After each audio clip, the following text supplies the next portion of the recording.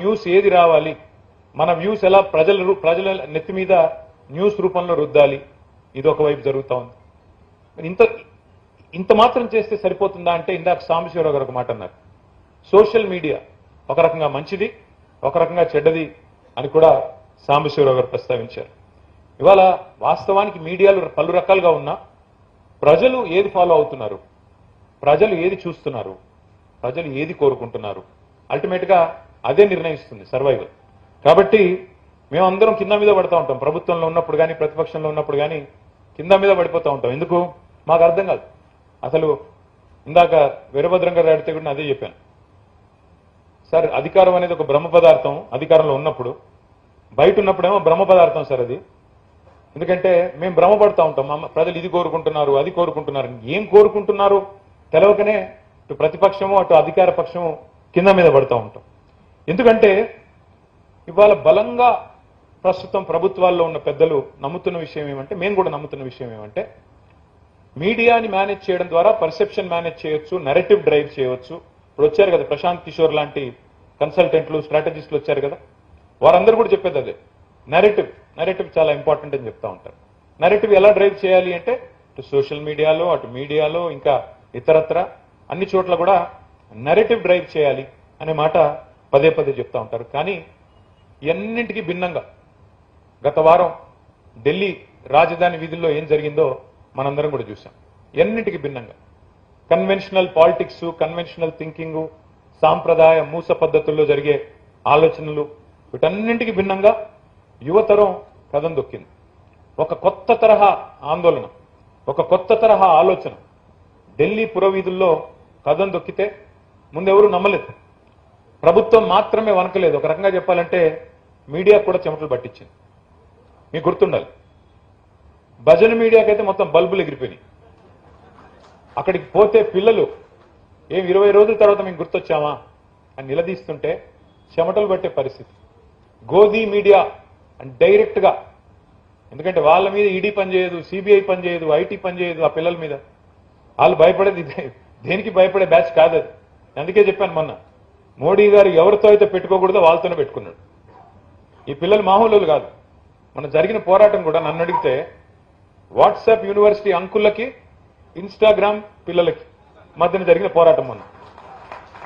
ఎవరు గెలిచారు first round మీరు చూశారు, నేను చెప్పను. కానీ పోటెత్తింది పోరాటం, పోటెత్తింది కొత్త తరం పిల్లలు. నిజంగా మనోసారి మహేష్ కుమార్ గౌడ్ గారితో ఇప్పుడు మాట్లాడుతున్నప్పుడు కూడా అన్నా మీ పిల్లల వయసు ఎంత అంటే ఇద్దరు 20లోనే ఉన్నారు అన్నారు, 20s లో ఉన్నారు అన్నారు.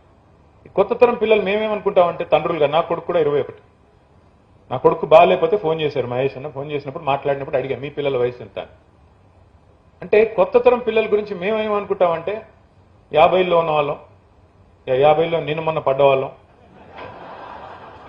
ఇంకా 50 అంటే కొద్దిగా జీర్ణం కావట్లేదు, అందుకే ఏమనుకుంటామంటే వీళ్ళకి సోయి లేదు, దేశం మీద పట్టింపు లేదు, సమాజం మీద అవగాహన లేదని మేము అనుకుంటాం. కానీ కాదు, వాళ్ళకి మనకంటే ఎక్కువ కాన్ఫిడెన్స్ ఉంది, వాళ్ళకి మనకంటే ఎక్కువ కమిట్మెంట్ ఉంది, వాళ్ళకి దేశం మీద ప్రాబబ్లీ మాకున్నంత కంటే ఎక్కువ ప్రేమ ఉందని చెప్పి మొన్న ఢిల్లీ చూసిన తర్వాత మాత్రం అర్థమైంది. ఎందుకంటే పత్రికలు పట్టించుకోలేదు, ట్రెడిషనల్ మీడియా పట్టించుకోలేదు, ఆందోళన ఛానళ్లు చర్చ పెట్టలేదు. కానీ లక్షల మంది కదం తొక్కారు. చివరికి ఎవరైతే మేము బయోలాజికలే కాదన్నారు, నాన్ బయోలాజికల్ అన్నారు, వారి మెడలు కూడా వంచారు. ఇది మామూలు విషయం కాదు. ఇది ప్రధాన ప్రతిపక్ష పార్టీలుగా, ప్రతిపక్షాలుగా మేము చేయలేని పని ఇవాళ ఈ దేశ యువతరం చేసి మాకు నిజంగా చెప్పాలంటే ఒక తవ్వు చూపెట్టింది. ఇదిగో ఇట్లా కూడా చేయొచ్చు, ఇన్విన్సిబుల్ అనుకున్న వాళ్ళని కూడా మీరు కూడా మానవ మాతృలే, మీరు కూడా బయోలాజికల్ అని గుర్తు చేయవచ్చు అని చెప్పి బ్రహ్మాండంగా మరి చూపెట్టగలిగారు. ఇక్కడ ఒక మాట మాత్రం చెప్పాలి, ప్రభుత్వాలు ఏమనుకుంటాయి, ప్రభుత్వాల్లో ఉన్నప్పుడు మాతో సహా, నేనేదో అతీతం, నేను మాత్రం మొన్నటిదాకా ప్రభుత్వంలో నేను ఇయాలొచ్చి శుద్ధులు చెప్తున్నాడు అనుకోకండి. ఎవరైనా ప్రభుత్వంలో ఉన్నప్పుడు మీడియా మేనేజ్మెంట్ చేస్తే చాలా వరకు ప్రజల్ని, పర్సెప్షన్ని మేనేజ్ చేయవచ్చు అనే ఒక అభిప్రాయంలో ప్రభుత్వంలో ఉన్న వాళ్ళు ఉంటారు. కానీ ఏం జరిగింది మన ఢిల్లీలో? అర్ధరాత్రి ప్రధానమంత్రి గారు ఇన్స్టాగ్రామ్లో వీడియో పెట్టాల్సిన పరిస్థితి వచ్చింది. అంటే సోషల్ మీడియా, కొంతమంది మిత్రులు మాట్లాడుతూ సోషల్ మీడియాలో మహేష్ గౌడ్ గారు కూడా అన్నారు, ఫేక్ న్యూస్ కూడా కొన్ని హద్దులు దాటపోతే బాగుంటుంది సోషల్ మీడియా అన్నారు. కానీ ఎవరు గీయాలి హద్దులు? ప్రభుత్వాలా? ఎవరు గీయాలి హద్దు? మరి ఎవరు గీస్తారు? ట్రెడిషనల్ మీడియాని ఎలాగో మేనేజ్ చేశారు. చివరికి ఇక్కడ మేము రాస్తాము మీ మీద వార్తలు, అప్పుడప్పుడు పాజిటివ్ రాస్తాం, అప్పుడప్పుడు నెగిటివ్ రాస్తాం, ఉన్నవి ఉన్నట్టు రాస్తాం, కానీ యాడ్స్ మాత్రం ఆపకండి అని అడిగే పరిస్థితి వచ్చిందంటే పరిమితులు, స్వేచ్ఛకి హద్దులు పెడితే ఇంకా అది వాక్ స్వాతంత్రం ఎట్లా అవుతుంది? అది స్వేచ్ఛ ఎట్లా అవుతుంది? స్వేచ్ఛకు పరిమితులు ఉండకూడదు. పరిమితులు అంటే సరే, వాక్ స్వాతంత్రం ఇచ్చాం కాబట్టి వాక్ భూషణాలతో దాడి చేయండి, వాడి వేడి మాటలతో బూతులు తిట్టండి అని కాదు. కానీ డెఫినెట్ గా ఇవాళ సోషల్ మీడియా లేకపోతే ఇవాళ ప్రభుత్వాలలో ఈ చలనం వచ్చేది కాదు, జవాబుదారితనం కూడా వచ్చే పరిస్థితి లేదు. ఇవాళ పిల్లలు మనం ఆలోచించాల్సింది అంటే పిల్లలు ఏం కోరుకుంటున్నారు, కొత్త తరం పిల్లలు? ఎందుకంటే వచ్చే ఎలక్షన్ కాడికి 2029 నాటికి the largest voting bloc will be Gen Z. Largest voting bloc అంటే 50% పైగా ఓట్లు ఈ పిల్లలే అయిపోతా ఉన్నారు. దేశ తలరాత వారే నిర్ణయించబోతా ఉన్నారు. మనం పత్రిక నడిపే వాళ్ళుగా, పత్రికల్లో పనిచేసే వాళ్ళుగా, మీడియాలో ఉన్న వాళ్ళుగా, లేదా రాజకీయాల్లో ఉన్న వాళ్ళుగా మనం ఆలోచించాల్సింది ఏంటంటే ఈ పిల్లలు ఏం కోరుకుంటున్నారు, ఎట్లా చూస్తున్నారు, ఎక్కడ చూస్తున్నారు, వాళ్ళు ఎక్కడి నుంచి వార్తలు సమాచారం సేకరించుకుంటున్నారు అనేది కూడా నేను చెప్పాలి.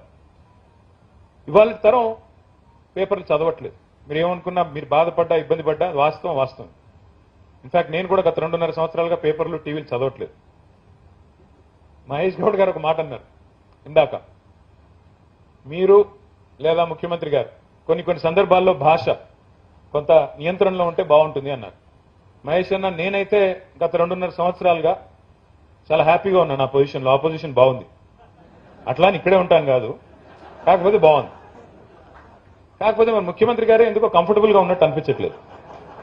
మీరు పెద్దలు, మీరు చెప్పండి, ఎందుకంటే ఇలాంటి వేదికలు అరుదుగా పంచుకునే అవకాశం వస్తుంది, వారికి చెప్పండి. తమిళనాడులో ఒక సమావేశంలో నేను ముఖ్యమంత్రి గారు పాల్గొన్నప్పుడు ఎదురుగానే కూర్చున్నాను. ముఖ్యమంత్రి గారు మాట్లాడిన తర్వాత నాకు అవకాశం వస్తే మీరు కూడా ఉన్నారు పక్కన. నేను సమర్థిస్తూ మాట్లాడాను. ఎందుకంటే రాష్ట్రం హద్దులు దాటిన తర్వాత ఆయన నా రాష్ట్రానికి ముఖ్యమంత్రి కాబట్టి ఆయన చెప్పింది కరెక్ట్, నేను కూడా దానికి వంత పాడుతున్నాను, సమర్థిస్తున్నానని చెప్పి తమిళనాడులో నేను కూడా మాట్లాడాను. సార్, రాష్ట్రం హద్దు దాటిన తర్వాత, సరిహద్దులు దాటిన తర్వాత మన ముఖ్యమంత్రిని, మన రాష్ట్రాన్ని మనం కించపరుచుకుంటే మనమే 10 మందిలో చులకన అవుతాం. అట్లా హద్దులు దాటం. కానీ రాష్ట్రం లోపల ఉన్నప్పుడు కూడా అదే పద్ధతి ఉంటే బాగుంటుంది. అంతేగాని ఇక్కడికి రాగానే రక్తాలు కావాలి, ఇంకోటి కావాలంటే మాకు కూడా స్పందించక తప్పని పరిస్థితి. ఏదేమైనప్పటికీ పరిస్థితి మారింది. మీడియా ఎందుకు చెప్తున్నాను సుదీర్ఘంగా సోషల్ మీడియా గురించి అంటే, ఒకప్పుడు న్యూస్ రీల్ అని ఉండేది. మేము చిన్నగా ఉన్నప్పుడు సినిమా థియేటర్కి పోతే న్యూస్ రీల్ అనేసి మీకు గుర్తుండొచ్చు కొంతమందికి. న్యూస్ రీల్ అంటే